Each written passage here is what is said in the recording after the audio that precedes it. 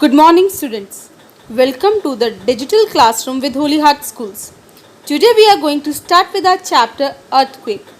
In today's video, we will be learning about the basic terms related to earthquake and the types of seismic waves.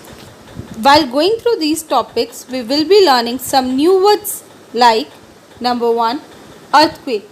The shaking of the ground by sudden movements in the earth's crust is called earthquake. Number 2, focus. The place of origin of an earthquake is called focus. Number 3, epicenter. The point on the earth's surface vertically above the focus is called epicenter. Number 4, seismic waves. The waves generated by an earthquake are called seismic waves. Number 5, seismograph, an instrument used to record seismic waves. Number 6, seismology, the scientist that deals with seismic waves. Number 7, seismologist, the earthquake scientists are called seismologists. Number 8, magnitude, the term magnitude refers to the strength of the earthquake. It is a measure of released energy of an earthquake. Number 9, primary waves. The fastest seismic waves are called primary waves or P waves. These waves are first to reach any particular location after the earthquake occurs. Number 10, secondary waves. Secondary waves travel through Earth's interior at about half of the speed of the primary waves. They are also called S waves. And at last we have surface waves. The waves that travel over the surface of the earth and cause maximum destruction. These are the last waves to arrive. Now students, please open up your chapter number 8 on page 57. But before we start with our today's topic, let's have a brief about today's topic. Earthquake. An unexpected movement of the earth's surface is called an earthquake. When two parts of the earth's surface move suddenly in relation to each other along the fault line due to tectonic forces, an earthquake occurs. A tremendous amount of energy is released in the form of tremors or vibrations. Such earthquakes are called tectonic earthquakes. The point of origin of an earthquake is called focus, while the point directly above it on the surface of the earth is called epicenter. Owing to the strong vibrations around the point of origin, the degree of destruction is greater around the epicenter. The branch of knowledge that deals with the study of earthquake is called seismology, and the expert who studies the seismic waves is called seismologist. The seismic waves are spread in all directions from the focus and are the main cause of destruction. The instrument used to detect and record seismic waves is called seismograph. The recorded material appears like a graph and is called seismogram based on the depth of the focus. Earthquakes can be classified into three types. The first one is a deep focus earthquake that occur at the depth exceeding 300 kilometers, reason for which have not been identified yet. Next we have intermediate focus earthquake with a depth of foci ranging between 55 km to 300 km. And at last we have shallow earthquake with the foci less than 55 kilometers. To measure the magnitude of the earthquake, a Richter scale is used.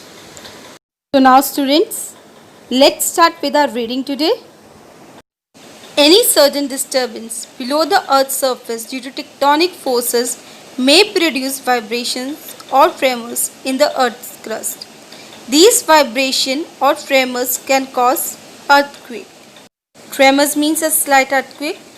In other words, the shaking of the ground caused by the sudden movement in the earth's crust is called an earthquake. Basically, the earthquakes are called due to the tectonic movements, whether they converge or diverge. It means whether they move close to each other or they move away from each other. The place of origin means starting point of an earthquake is called focus. It is sometimes referred to as seismic focus, as seismos in Greek means an earthquake. The depth of the focus varies from place to place, that I have already discussed. That earthquake can be classified on the depth of the focus. Some earthquakes may have their focus at depth of even 700 km below the earth's surface. As we have already discussed, they will be known as deep focus earthquakes. But the earthquake on Bihar-Nepal border in the Himalayan region may have 20 km to 30 km deep focus. So they will be coming under shallow focus earthquakes. The point on the earth's surface vertically above the focus is called epicenter. The earthquake's vibrations spread out as a concentric waves, means donating circles with the same center from the focus in every possible direction. The intensity of the vibration is maximum near the epicenter, means the force released by the seismic waves. The waves generated by an earthquake are called seismic waves. These are recorded by an instrument called seismograph. The science that deals with the seismic waves are called seismology, and the earthquake scientists are called seismologists. Students, these are the basic terms that you need to learn while going through the topic.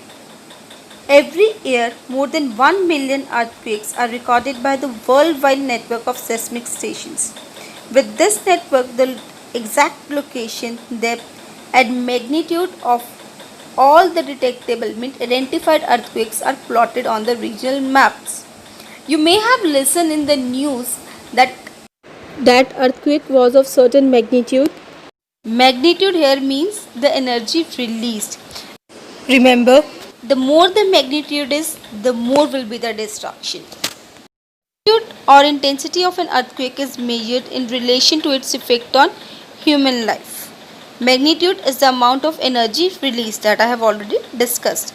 The intensity of the earthquake at specific location depends upon the following factors: the total amount of energy released, the distance from the epicenter, and the type of rock.